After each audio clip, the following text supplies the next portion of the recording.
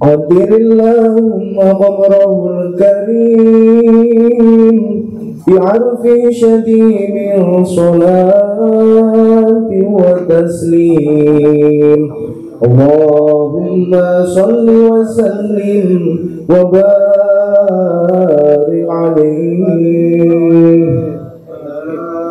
ولما بلغ صلى الله عليه وسلم 35 سنة بنت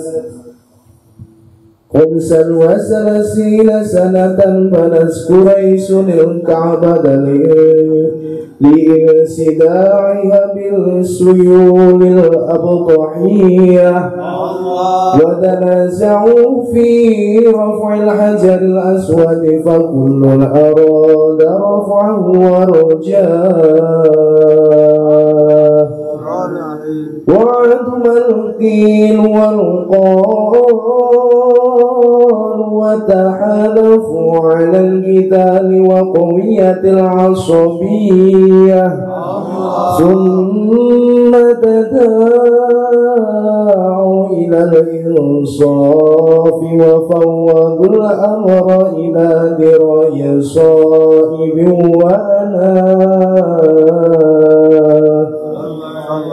فحكم بتحكيم أول داخل من باب السدنة الشيبية، فكان النبي صلى الله عليه وسلم أول داخل، فقالوا هذا الأمين،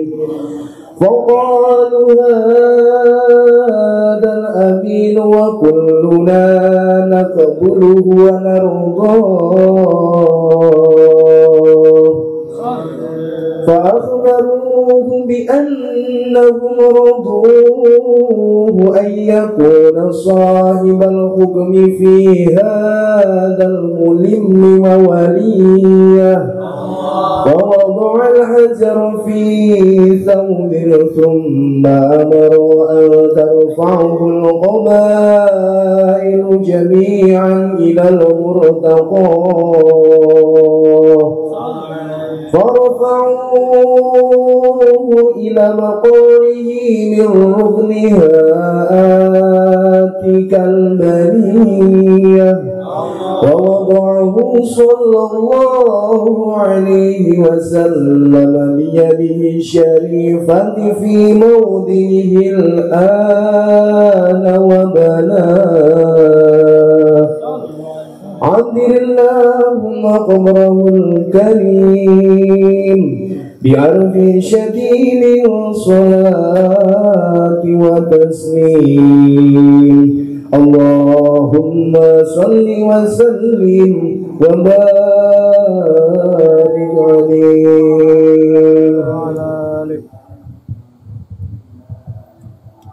الفاتحة. أعوذ بالله من الشيطان الرجيم. بسم الله الرحمن الرحيم. يا رب العالمين الرحمن الرحيم. إياك نعبد وإياك نستعين اهدنا الصراط المستقيم صراط الذين أنعمت عليهم غير المغضوب عليهم ولا الضالين. آمين. بسم الله الرحمن الرحيم. ولما بلغ صلى الله عليه وسلم 35 سنة بنت قريش الكعبة لانصداعها بالسيول الأبطحية. ولما بلغ lan ing dalem semangsane tutuk sinten Nabi Muhammad sallallahu alaihi wasallam tutuk khomson ing 5 wasalasi nalan 30 apane sanatan taune, ketika Nabi berusia 35 tahun. Banat bangun sopo Quraisyun sopo Quraisy Al-Ka'bata ing Ka'bah lin sidaiha krana pecahe temboke Ka'bah. Jadi lin sida itu insyikokul jidar ya, atau insyikokul jidaril Ka'bah. Jadi Ka'bah itu kalau di kitab Madarijus Su'ud itu diterangkan bahwa dibangun sampai 9 kali, dan ini pembangunan yang ke-9 ya. Fil marra'at tasi'ah wa hadzal bina fil marra'at tasi'ah. Jadi ini pembangunan Ka'bah yang ke-9. Nah, kemudian kalau di total, di sini ada keterangan walhasil annal bait bunia asyra marrotin, bahwa Baitullah Ka'bah itu dibangun sampai 10 kali ya. Karena Ka'bah itu letaknya itu ada di cekungan. Jadi sekitarnya, di sekelilingnya Ka'bah itu gunung-gunung, ada Gunung Abil Qais. Kemudian di sana juga nanti ada apa itu yang Gua Hiro, ada Jabal Nur dan jadi Ka'bah itu dia ada di cekungan, ada di kayak semacam lembah. Jadi yang paling bawah terus dikelilingi oleh bukit dan gunung, sehingga kalau turun hujan deras, air itu akan mengarah ke Ka'bah. Karena inilah kemudian Ka'bah itu beberapa kali mengalami kerusakan sampai temboknya itu jebol dan seterusnya. Jadi Ka'bah kalau di sini diterangkan dibangun sampai 10 kali. Nah, pada peristiwa ini dibangun yang ke-9 kali. Bisuyuli, sebab piro-piro banjir al-abtohiyati kang bangsa abtohi, kang bangsa abtoh ini yang saya terangkan tadi. Jadi abtohi itu artinya kalau di kamus itu kayak saluran air ya, semacam kayak sungai yang di dalamnya itu ada pasir dan kerikilnya. Maksudnya gini, jadi karena Ka'bah itu berada di cekungan, sehingga ketika ada hujan itu air pasti mengarahnya ke Ka'bah. Air itu muaranya ke Ka'bah. Nah, ini yang menyebabkan kemudian Ka'bah itu mengalami kerusakan dan berulang kali dibangun. Nah, karena di cekungan inilah salah satu logikanya kenapa kok Zam-Zam itu hingga sekarang itu nggak habis-habis, karena memang Zam-Zam itu letaknya di sekitar Ka'bah dan berada di cekungan, sehingga air itu mengalirnya tetap muaranya ke situ. Air itu kan kalau bermuara kan dari tempat yang atas menuju tempat yang rendah. Nah, Ka'bah itu ada di situ, ada di cekungan, itu ada di bawah. Itu Abtohiyah. Watanaza'u lan podo bertentangan. Tanazu itu maknanya ya kontradiksi ya, bertentangan ya, satu dengan yang lain tidak sepakat ya. Watanaza'u lan saling bertentangan sopoku nanti failnya ya. Watanaza'u lan saling bertentangan fi rofil hajari ing dalem ngangkat hajar al aswadi kang ireng. Berarti fa'ilnya Quraisy sebenarnya. Watanaza'u lan saling bertentangan sopo Quraisy fi rofil hajari ing dalem ngangkat watu al aswadi kang ireng. Jadi karena tembok Ka'bah itu hancur, kemudian hajar aswadnya itu juga jatuh. Cuma karena letaknya itu ada di cekungan, meskipun banjir itu tetap hajar aswad tidak kemana-mana, pasti ada di situ-situ saja karena dikelilingi oleh gunung dan dataran tinggi. Nah, hajar aswad itu dahulu warnanya putih. Ya, hajar aswad itu dulu warnanya putih. Jadi batu ini yang terbuat dari yakut ya, yang berasal dari surga itu kok kemudian berubah warna menjadi hitam, itu gara-gara khotoya Bani Adam, gara-gara kesalahan dan dosa-dosanya anak Adam, sehingga batu ini warnanya berubah menghitam sampai sekarang ya, kemudian dikenal dengan nama Hajar Aswad.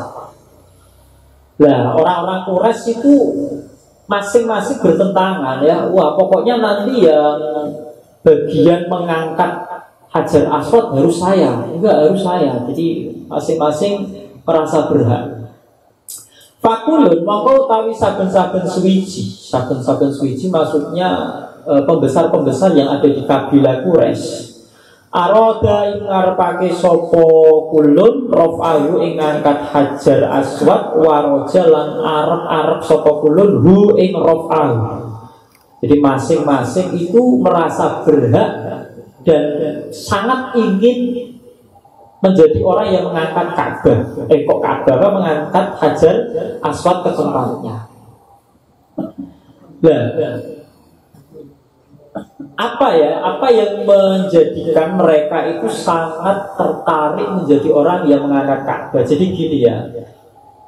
Jadi mereka itu merasa bahwa siapa yang memindah Hajar Aswad ke tempat asalnya, ya, itu dia seakan-akan mendapatkan penghormatan, mendapatkan kemuliaan. Kalau bahasa sekarang itu punya prestige, ya, dianggap sebagai orang istimewa, orang yang mempunyai maziyah. Jadi di antara yang lain aku loh yang kemudian bisa memindahkan Hajar Aswad ke tempat semula. Jadi karena prestis itu, ya, kemudian masing-masing pembesar di kabilah Quraisy itu merasa berhak dan merasa sangat ingin. Wa'aduma dadi gede opo al-kilu wal qol. Ini maksud dari siji kil wal qol itu satu orang ngomong sini, ngomong sana, ngomong sini, ngomong sana, ngomong. Pokoknya banyak omongan. Itu namanya bahasa Arabnya Pak kil qol. Ya, kil wal qol. Wa tahalaku lan saling sumpah-sumpahan sopo Quraisy alal kitali ing atase perang wa qawiyat lan dadi kuat opo al asobiyatu fanatisme, ya, fanatisme atau kefanatikan. Jadi satu dengan yang lain itu saling bersumpah, ayo saya berani perang. Pokoknya harus saya orang yang mengangkat Hajar Aswad. Kalau enggak siap perang. Karena apa? Di Arab itu fanatismenya itu luar biasa. Orang kalau fanatik itu udah tidak mempertimbangkan akal sehatnya. Saya kasih contoh ya, fanatik misal ada dua klub sepak bola, ya, ada dua klub sepak bola, supporternya sedang tawuran, sedang bentrok. Orang fanatik tidak akan mencari tahu ini kenapa kok terjadi bentrok, siapa yang salah, ya, siapa yang salah, penyebabnya apa, tidak perlu. Pokoknya kelompok saya bentrok, saya harus ikut. Jadi itu orang fanatik. Orang fanatik itu udah nggak pakai logika, nggak pakai akal sehat. Pokoknya ya idola saya dihujat ya saya nggak terima. Pokoknya idola saya itu selalu benar. Orang kalau udah fanatik itu sudah seperti itu, naudzubillah, ya. Jadi kita itu nggak boleh fanatik. Fanatik itu boleh hanya kepada Kanjeng Nabi Muhammad SAW. Karena apa? Kalau kita fanatik ke Kanjeng Nabi itu figur yang nggak pernah salah. Sehingga kita fanatik nggak akan salah. Karena yang kita bilang selalu benar. Itu kan Nabi kan maksum, tidak pernah melakukan dosa besar ataupun tidak pernah melakukan dosa kecil, ya. Jadi fanatik itu bolehlah sama Kanjeng Nabi Muhammad SAW. Nah ini orang Arab dari dulu itu fanatismenya luar biasa. Pokoknya kalau ada kelompok, ada personal, ada orang di kelompoknya yang punya masalah, berarti satu kelompok merasa punya masalah. Itu sifat fanatik, ya. Jadi kayak slogannya orang Arab, ya, unsur akhoka doliman al madluman. Tolonglah saudaramu dalam keadaan sedang mendolimi atau didolimi. Kalau misal didolimi kan wajar, ya kan? Kalau didolimi kan wajar. Jadi sahabat saya didolimi, saya harus menolong. Tapi kalau sahabatnya mendolimi orang lain, orang Arab itu merasa dia juga perlu ikut membantu mendolimi. Ini fanatiknya orang Arab. Jadi asobia atau ta'asub. Nah, slogan orang Arab ini kemudian diubah oleh Kanjeng Nabi Muhammad Shallallahu Alaihi Wasallam. Diubah mindsetnya. Unsur apoka doliman au madluman.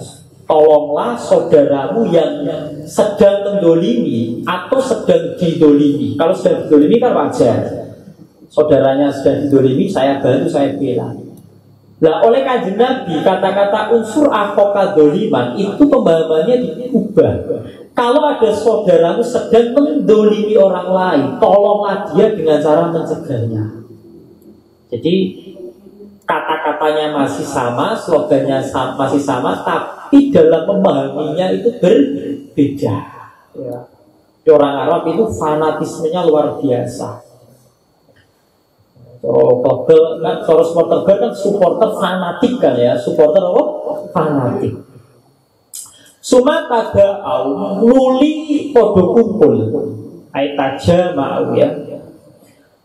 Nuli podo kumpul sopo kures ilal insofi, kumpul sepakat ilal insofi maring adil. Wis ngene wae.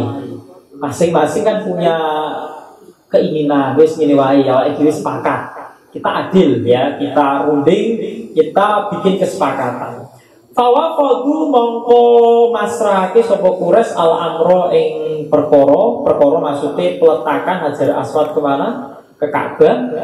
Ila diroin maring wong kang duweni pendapat. Diroin maksudnya wong pintar, ya, orang yang dianggap pintar. So iben kang bener wa anatin harokate diganti ya, orang wa anahu tapi wa anatin sini bener. Wa anatin lan hati-hati. Wis ngene wae, perkara ini, permasalahan ini kita pasrahkan kepada orang yang memiliki pendapat yang bijak. Kemudian pendapatnya itu kita benarkan dan orang itu sangat hati-hati dalam menentukan. Ada yang mengatakan di saraya orang tersebut yang dimaksud itu al-mazumi, ya. Ada yang mengatakan Walid dan ada yang mengatakan namanya Hudzaifah. Ya, ini ada perbedaan pendapat di kalangan ulama. Fahakama mongko mutusi sopo diroyin. Bitangkini awali dakhilin kelawan putusane wong kang pertama mlebu. Jadi wis ngene wae. Sing iso mutuske kita cari besok siapa orang yang pertama kali masuk ke Masjidil Haram, berarti itu yang bisa memberi keputusan. Min babi sadana tisyaibati, min babi sadana saking lawang sadana. Sadana itu Qudamul Ka'bah. Sadana itu sebutan bagi orang yang khidmah ngurusi Ka'bah. Itu sebutannya apa? Sadana. Asyaibati kang bangsa Syaibah. Sesuk sapa wong sing pertama kali masuk kemana? Ke Masjidil Haram lewat pintu Sadana Asyaibah. Itu siapa? Berarti dia yang akan memutuskan permasalahan ini. Jadi kalau enggak diputus-putuskan, masalah akan berlarut-larut ya. Akhirnya disepakati, setuju, semuanya setuju. Fakana mongko ono sinten Nabi Muhammad sallallahu alaihi wasallam. Ono iku awwala dakhilin iku wong kang pertama mlebu. Ternyata yang pertama masuk adalah Kanjeng Nabi. Faqalu mongko padha ngucap sapa Quraisy, "Hadza utawi iki al-aminu iku wong kang kena dipercaya." Wa kulluna utawi saben-saben kita nakbalu iku nerima sapa kita hu ing al-amin. Wa nardo lan ridho sapa kita hu ing al-amin. Jadi ternyata yang datang itu Kanjeng Nabi Muhammad sallallahu alaihi wasallam dan semua orang sepakat setuju ridho. Wah, yang memutuskan kok Muhammad ya kami sepakat. Karena apa? Nabi Muhammad itu dulu punya julukan Al-Amin. Al-Amin itu orang yang dipercaya. Karena sepanjang sejarah Kanjeng Nabi nggak pernah berbohong. Orang Arab itu sudah kenal Nabi semua. Oh, Nabi itu Al-Amin, orang yang terpercaya. Akhbaru mongko awe habar sapa Quraisy ing Nabi bi annahum krana sak temene Quraisy Rodu iku padha ridho sapa Quraisy hu ing Nabi ayakuna ing yen to ana sinten Nabi sahibal hukmi iku wong kang duweni putusan biadal mulimi ing dalem iki lakak kisruan wa waliya lan wong kang wasani hu ing hukum. Jadi mereka berkata kepada Kanjeng Nabi bahwa saya ridho ya kalau yang memutusi itu Kanjeng Nabi Muhammad Shallallahu Alaihi Wasallam. Fawada ini bijaknya Kanjeng Nabi. Nek coro sampean ya. Ini kan ngomong Quraisy kok berebutan. Karena siapa yang memindahkan Hajar Aswad dia seakan mendapatkan prestis yang tinggi. Coro sampean sing akhirnya terpilih, sampean kan akhirnya wah saya angkat ini, kan? Tapi ternyata Kanjeng Nabi tidak seperti itu, tidak egois. Kanjeng Nabi itu bijak sekali. Akhirnya Kanjeng Nabi memutuskan seperti ini. Bahwa doa mongko nyelehake sinten Nabi al hajaro ing watu, ing Hajar Aswad. Hajar Aswad mboten mawon nggih, aja di maknani watu khawatir kalau watu opo iki Hajar Aswad ya. Bahwa doa mongko nyelehake sinten Nabi al hajaro ing Hajar Aswad fi saubin ing dalem pakaian. Kain lah cara ini. Nek ten riwayat itu ada yang mengatakan pakai selendangnya Nabi. Ada yang riwayat lain mengatakan Kanjeng Nabi meminta salah satu untuk mengambilkan kain. Dan saub ini kain. Coba ambilkan kain. Jadi ada yang riwayat mengatakan Kanjeng Nabi menggunakan ridaknya Kanjeng Nabi. Ada riwayat menggunakan Kanjeng Nabi meminta salah satu orang untuk mengambilkan apa? Kain. Saub kalau di sini. Suma amaro nuli perintah sinten Nabi antarfa ing yen to ngangkat hu ing saub. Sopo al-qoba ilu piro-piro kobila jami'an halis kabehane ila murtaqahu maring gon panggonane Hajar Aswad.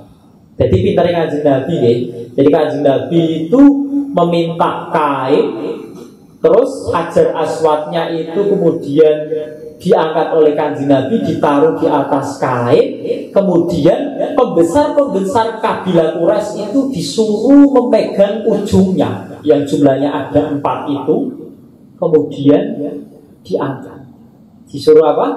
Ngangkat. Nah ini kan memberikan ini bijaknya Kanjeng Nabi.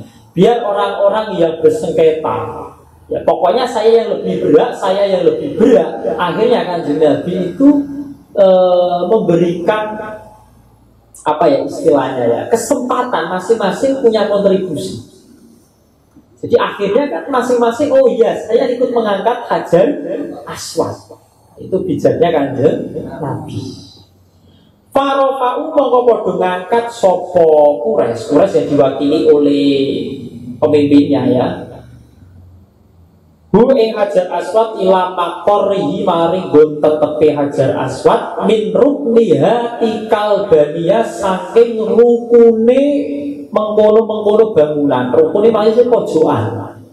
Pojokane Ka'bah kan enten 4. Ya enten rukun Yamani, ya kan enten rukun Syami. Terus di salah satu rukun itu ada tempat di mana Hajar Aswad itu diletakkan. Tempatnya ada di situ. Ya. Jadi kemudian pembesar-pembesar Quraisy itu mengangkat kain menuju ke tempat di mana Hajar Aswad itu akan diletakkan.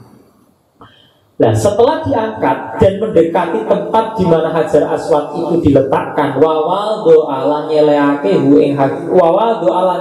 sinten Nabi Muhammad sallallahu alaihi wasallam hu ing Hajar Aswad dia di kelawan astone Kanjeng Nabi asyarifati kang mulya fi maudhi'i ing dalem panggonane Hajar Aswad al-ana ing dalem saiki. Maksudnya sampai sekarang ya di situ tempatnya.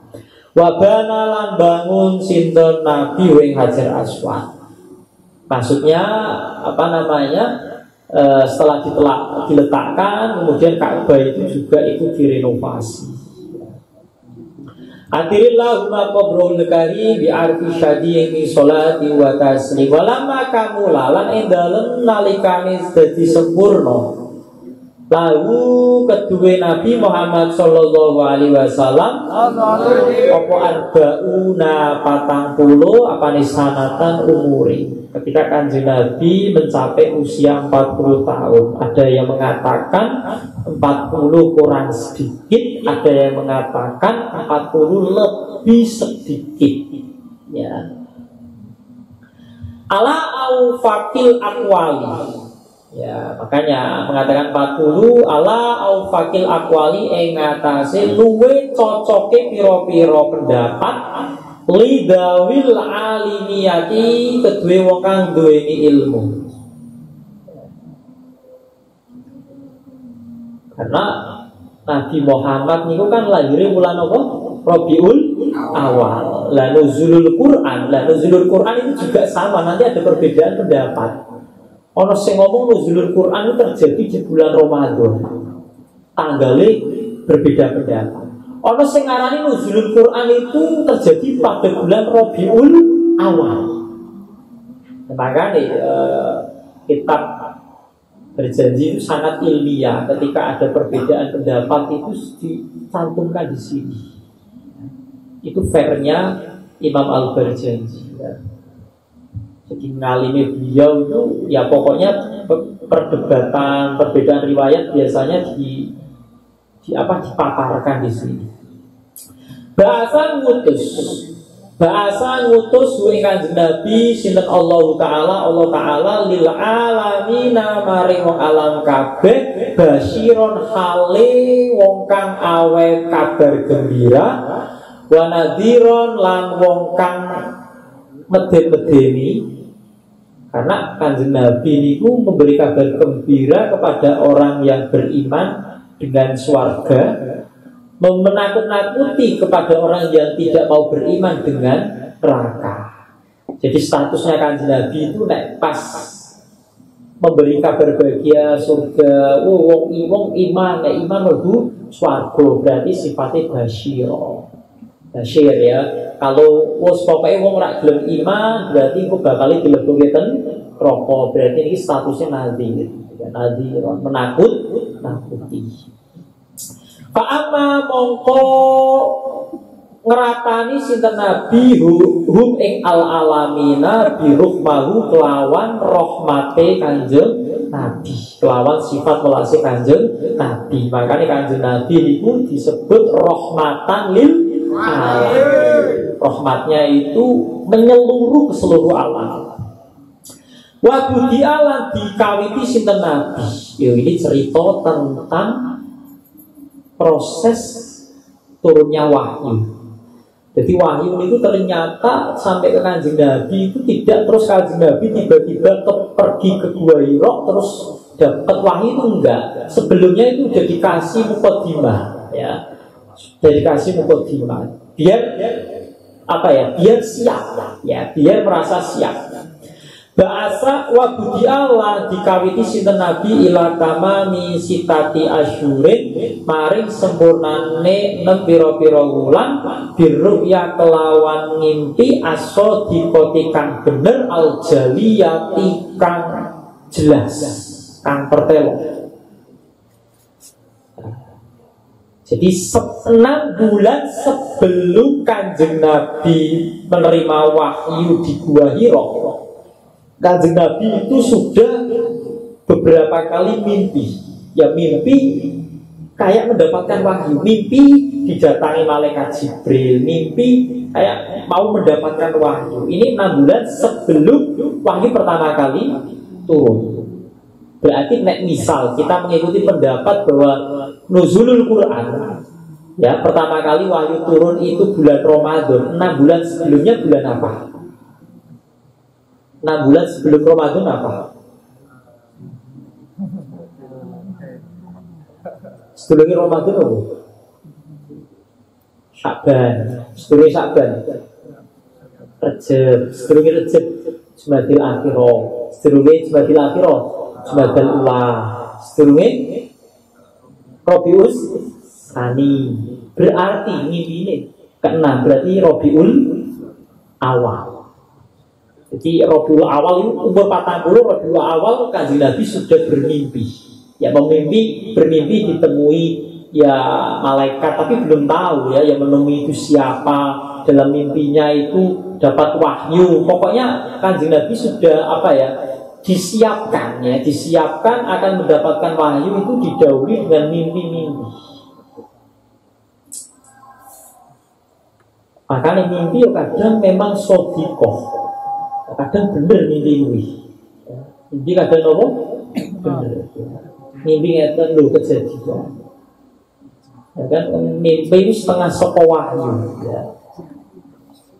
Ya nek sampean kok kebetulan mimpine elek, ya nek mimpine elek tangi ngidu ning arah kiwa. Ngidu ning arah kiwa. Yo misal kok ning kasur ning omah langsung coba ditoke kabeh. Kaya wong idu lho. Ke arah kiri ya, hukum-hukum ora kedadian. Ini tidak menjadi kenyataan. Pakana monggo ana sinten nabi layaro iku ora ningali, ora ngimpi ya. Layaro iku ora ngimpi sinten nabi ruyan ing impen ila jaat kejaba teka apa ruya misla falaki subhin hale koyo sepadane sinare utawa padangi subuh. Ado akan madani opo sana hu cahayani subuh. Sana hu ainuruhu ya. Ngimpi ora kaya ngimpi awake dhewe. Ngimpi sangat jelas sekali. Nah awake dhewe kan bingung kan ngimpi, kadang sering sekali ngimpi mau ngimpi apa ya. Ora jelas kabeh ngimpine ning ndi ya kan. Ngimpine iku koyo ning kayak ning luar negeri, tapi kok pas metu ning omah kok koyo ning Banjar, kadang agak jelas semua. Lah Kanjeng Nabi itu mimpinnya kayak mislah falaki subhi, maksudnya jelas mimpinnya ya. Orang samar-samar kayak mimpinnya awake dhewe. Wa innama tudi'a lan angin pestine dikawiti sinten Nabi diruya kelawan impen. Kenapa kok dimulai dengan mimpi? Tamrinan krono ngulinaake, krono biasaake, krono ngelatih ya lil kuwati maring kekuatan al basyariyati kang bangsa menungso. Krono wong biasa niku nek weruh malaikat ora kuat ya. Terus cara Muhammad ngono diweruhi malaikat itu maling langsung nopo bersemakut, ora sadar, enggak sadarkan diri ya. Saking gedene ya kan. Jadi wong weruh gendruwo wae kan langsung melayu rak jelas kabeh kan. Weruh malaikat. Li Allah yabja'a supaya yen to ora kakak.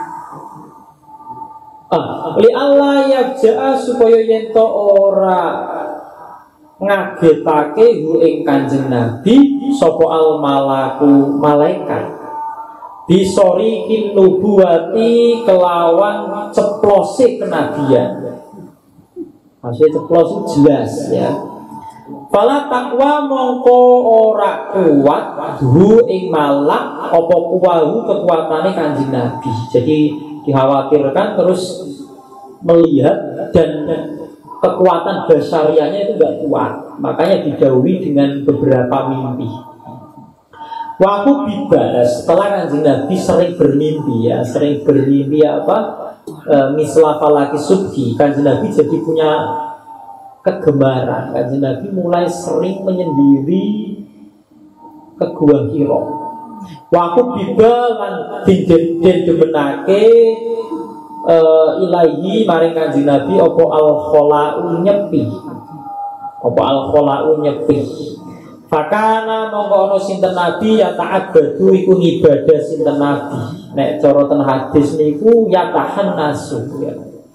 Nah, yatahannasu yatahannasu ayata'abbadu bi qira'a ing dalem dua hiro al-layaliya ing dalem pira-pira wengi al-adadiyata kang duweni hitungan. Maksudnya duweni hitungan itu di malam yang bisa dihitung. Jadi orang terus Kanjeng Nabi itu tiap malam nih dua hiro terus boten. Cuma Kanjeng Nabi itu mulai sering dan senang menyendiri di Gua Hiro.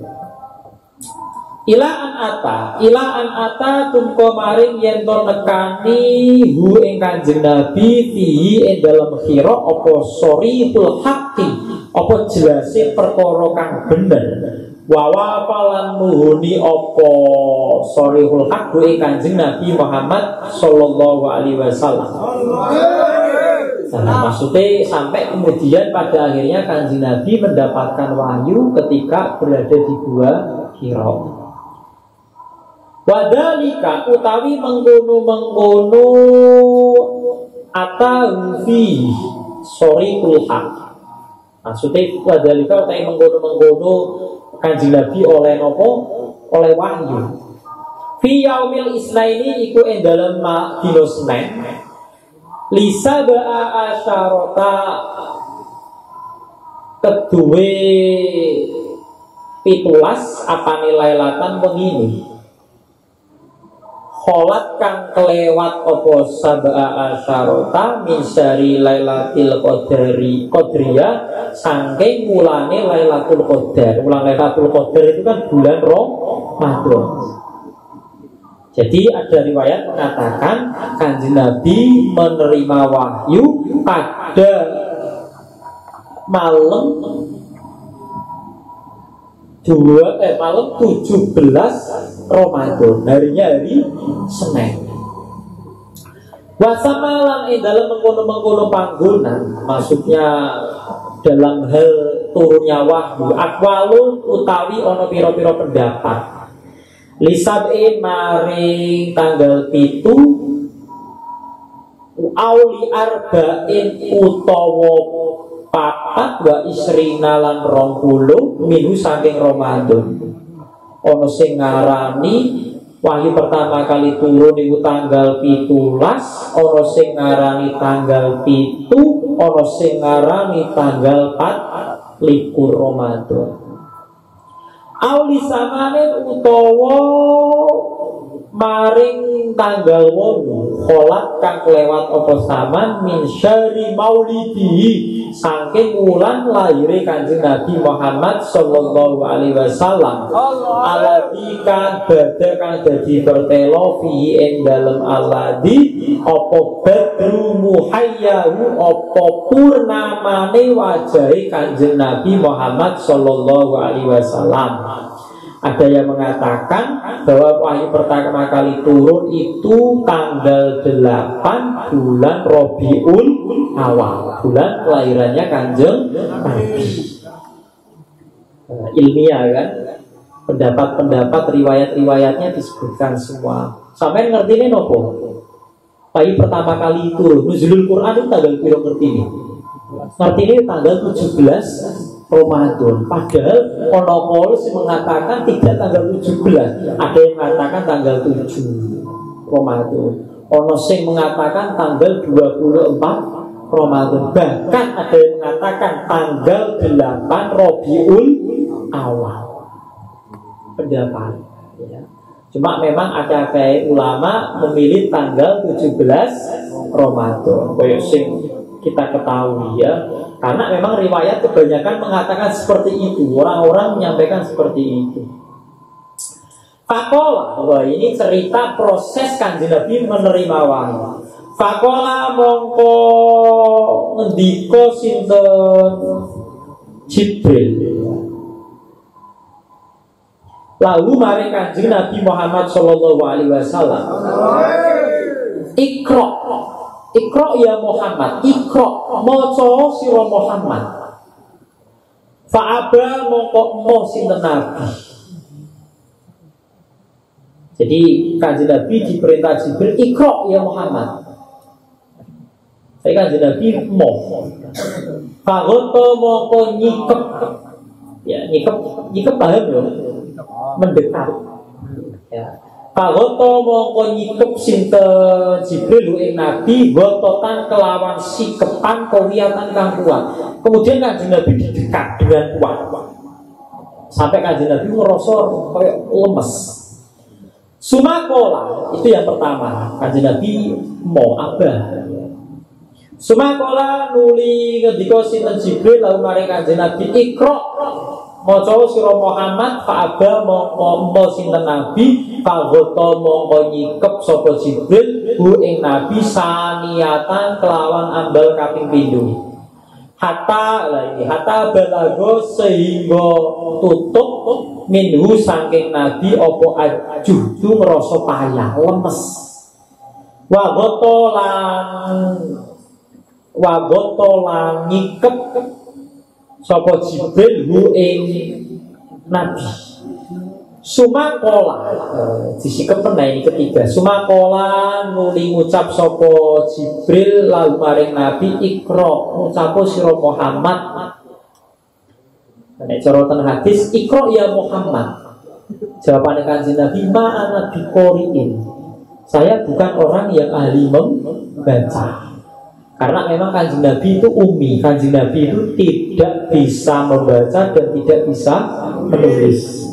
Tapi tidak bisa membaca dan tidak bisa menulisnya Kanjeng Nabi itu justru baik. Nek kaprai wong ora iso maca, ora iso nulis kan goblok kan. Bocah umure wis 20 tahun ora iso maca, ora iso nulis, termasuk kategori bodoh kan. Tapi tidak bisa membaca dan tidak bisa menulisnya Kanjeng Nabi itu malah justru baik. Kenapa? Dengan tidak bisa membaca dan tidak bisa menulis berarti Quran itu bukan bikinannya Kanjeng Nabi. Nek misal Kanjeng Nabi itu pinter maca, pinter nulis, nanti kan ada kemungkinan bahwa Quran itu bikinannya Kanjeng Nabi. Jadi memang Kanjeng Nabi itu udah didesain sebagai Nabi yang ummi. Ya, tapi ojo ngarani Kanjeng Nabi nggak bisa baca, tidak bisa nulis berarti bodoh, enggak. Nabi mesti cerdas. Karena Nabi punya sifat apa? Fatona. Nabi itu kan punya sifat wajib 4: sidik,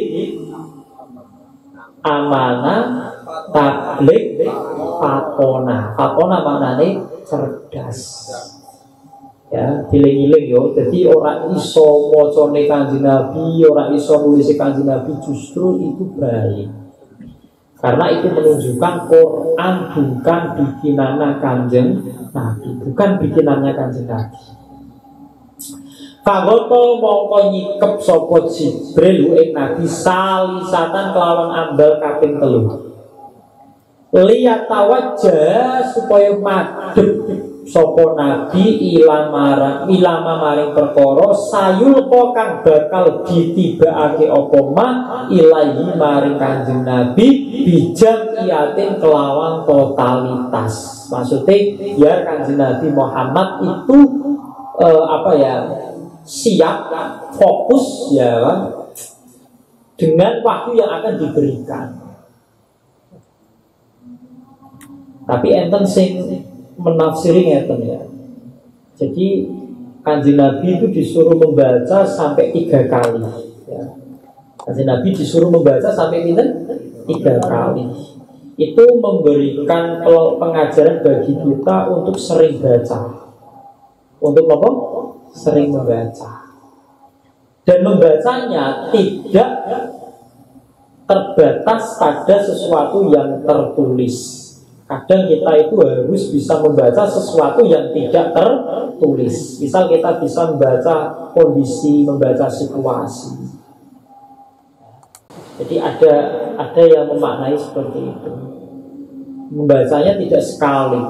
Ya, membaca kudu berulang kali. Kudu sering baca, kudu gemar baca. Wong pinter itu ya, wong pinter niku orang akan bisa orang akan bisa menulis dengan baik kalau bacaannya baik, kalau sering baca. Wong ketok ya, sing sering maca karo ora ketok, didelok kok tulisane. didelok kok cara ngomongnya. Kan? Orang kalau sering baca itu kan apa ya, kebendaraan katanya itu kaya. Jadi kosakatanya itu akeh. Orang obrolan iku-iku, bahasanya itu banyak, wawasannya luas. Orang yang banyak membaca.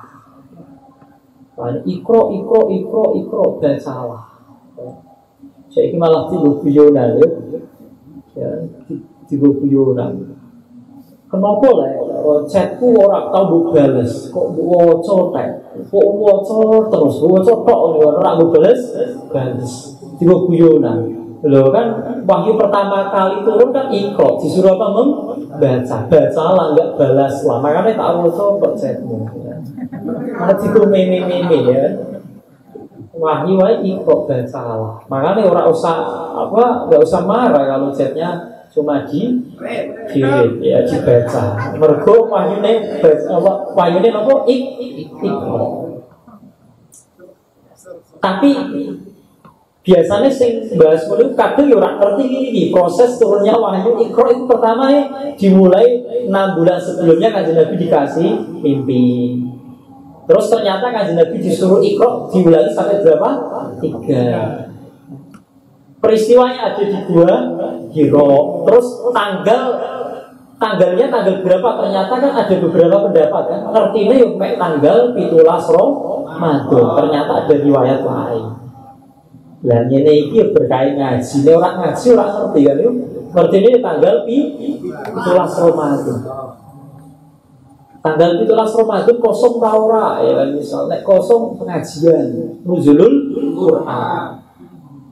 Boten misal kosongnya 18, waduh kok 18 yo.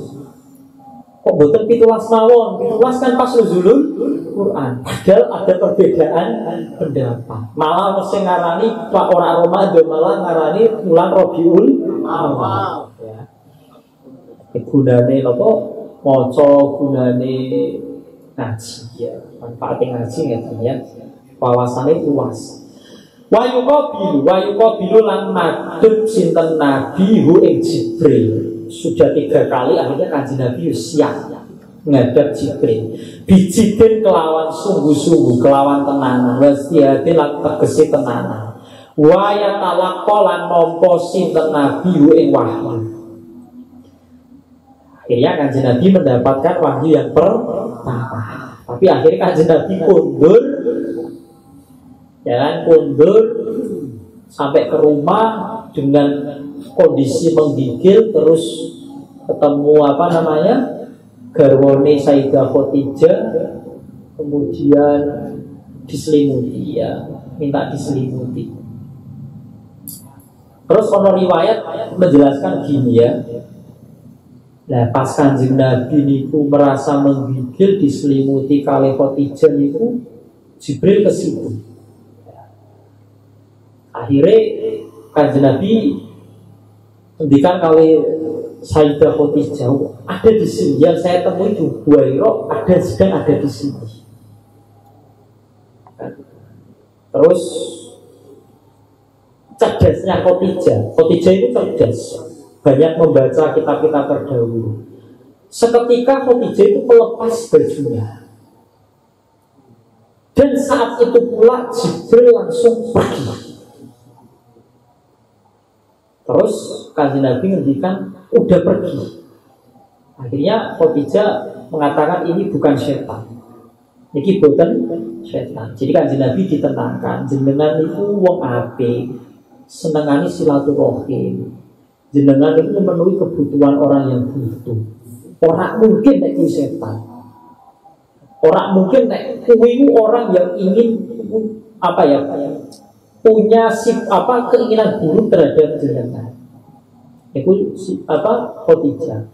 Akhirnya Khadijah ngajak Kanjeng Nabi ten Waroko, ten sinten itu Waroko bin Naufal. Jadi Waroko bin Naufal itu wong pinter, wong ahli kitab. Cerita Kanjeng Nabi, ngeten peristiwa ini, terus jawabannya Waroko bin Naufal hadan lamus. Wo iki padha karo sing tau nemoni Nabi Musa. Berarti kowe nabi.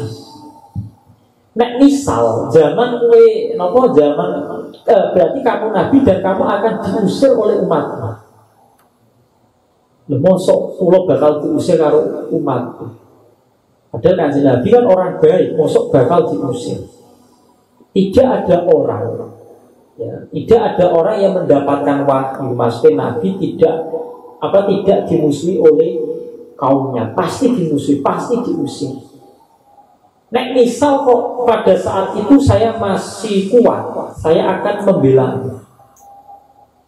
Ini ucapannya Waraqah bin Nawfal. Tapi ketika Kanjeng Nabi diusir oleh umatnya itu Waraqah sudah meninggal. Karena setelah kejadian ini tidak berselang lama Waraqah meninggal. Di Waraqah itu sudah tahu bahwa Nabi Muhammad itu Nabi. Khadijah malah sudah tahu sebelumnya kan, melalui peristiwa kemarin kan ya.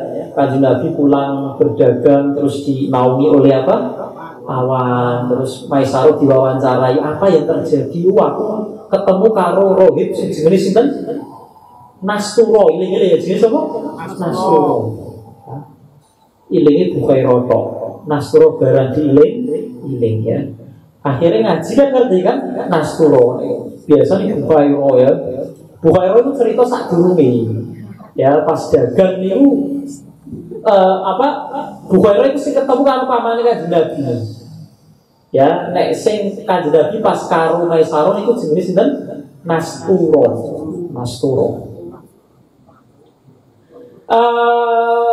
Summa fataro. Beroleh napa niku wahyu yang pertama. Summa fataro nuli jedah ya. Makanya zaman orang nabi ini zaman fatroh, jedah orang nabi menunggu nabi yang selanjutnya. Summa fataro nuli jedah opo al wahyu salah sasinina ing dalem 3 tahun au salasina syahrun utawa 30 bulan. Jadi setelah peristiwa ini tidak ada wahyu turun kurang lebih selama 3 tahun. Ada yang mengatakan selama 30 bulan. 30 bulan berarti pinter. Setahun 12 bulan. 2 bulan setengah. Ada yang riwayat mengatakan 3 tahun, ada yang mengatakan 2 tahun setengah. 2 tahun 6 bulan. Lihat takut, kenapa ya kok dibikin jeda? Kok setelah itu kok tidak langsung aja Nabi dikasih wahyu terus enggak? Kenapa kok dikasih jeda? Lihat takut supaya jadi bronto sinten Nabi, bronto niku rindu. Ilang disyaki haitikan nafahat maring aroma. Mengkono tiupan asyadiyati kang bangsa wangi. Maksudnya merasa rindu akan wahyu. Jadi wahyu itu diibaratkan seperti tiupan yang sangat harum. Suma unzilat ya, wahyu yang pertama kali turun surat apa? Al-Alaq ayat 1 sampai 5. Iqra bismi rabbikal ladzi khalaq. Khalaqal insana min 'alaq. Iqra wa rabbukal akram. Sampai sampai apa? Malanya alam itu apa? Sadri. Iqra bismi rabbikal ladzi khalaq. Khalaqal insana min 'alaq. Iqra wa rabbukal akram. Allama bil khalaq. Allamal insana malam ya'lam titik sampai situ. Ya, ini wahyu yang pertama kali turun. Suma unzilat uli diturunake alaihi ing atase Kanjeng Nabi apa ya ayyuhal mudassir. Mudassir maknane wong selimutan. Wong kang selimutan. Nah, niki enten yang menafsiri secara makna hakiki, secara makna hakikat. Pas Jibril mendatangi Nabi itu Nabi sedang berselimutan, sedang pakai selimut. Ada yang memaknai secara majazi, secara makna majaz. Tidak berselimutan, maksudnya wong nek selimutan kan sedang nyantai kan ya, tidak sedang beraktivitas. Kok sampai rebahan selimutan kan nganggur kan yo. Ya, maksudnya Kanjeng Nabi niku tidak berdakwah ya. Setelah menerima wahyu yang pertama Iqra, setelah itu belum ada aktivitas dakwahnya Kanjeng Nabi sampai kemudian turun ayat ya ayyuhal mudatsir qum fa'anzir. Kum ya, kum berdirilah. Pada mongko teko Nabi Jibril sinten Jibril dia kelawan ya ayyuhal mudatsir wana dalam undang-undang sapa Jibril Nabi. Ya ayyuhal mudatsir kan undang-undange wong kang selimutan. Dan besok nek ngobraki yo ora usah ya ayyuhal mudatsir ngono ya. Kum ya. Iya mudasir uwe wong kang selimutan. Makanya wong selimutan itu identik wong ora ngopo-ngopo ya. Wong ora beraktivitas. Tapi yo nek saiki yo sanksi yo aktivitas yo. Saiki aktivitas yo. Saiki yo kadang boyo wong gampang suudon zaman saiki. Wong ora nek omah wae ketoke ora tau kerja kok duitnya akeh ya kan. Akhirnya sudut ngepet ya kan. Padahal zaman saya ini kan iso lewat ini gitu. Ya kan, jual beli online ya kan. Barangnya nengdi ya kan, dia jadi perantara. Jatuhin apa? Sudut ya. Yo semua yo itu aktivitas. Pakana moko ono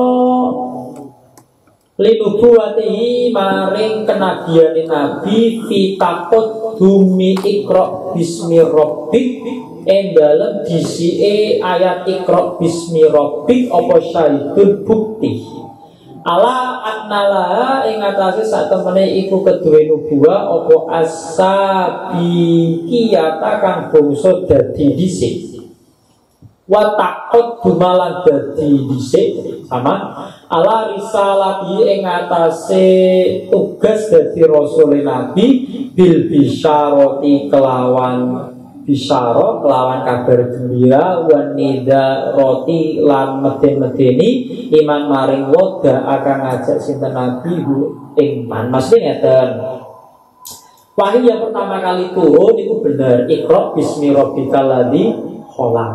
Benar. Surat Iqra tapi tidak utuh ya. Terus setelah itu Kanjeng Nabi lama tidak ada wahyu dan Nabi belum berdakwah sampai kemudian ada surat ya ayyuhal mudatsir turun utuh ya. Terus Nabi mulai dakwah. Paham ya? Ya, Nabi mulai aja-aja ya. Makanya ono sing ngarani nek pas turun Iqra bismi rabbikal ladzi khalaq Kanjeng Nabi statusnya Nabi. Tapi nek ya ayyuhal mudatsir dakwah Kanjeng Nabi dadi rasul. Ono pendapat ning ngeten, wahyu yang pertama kali turun apa? Nek ayat Iqra bismi rabbikal ladzi khalaq. Nek surat satu itu ya ayyuhal mudatsir ya wallahu alam.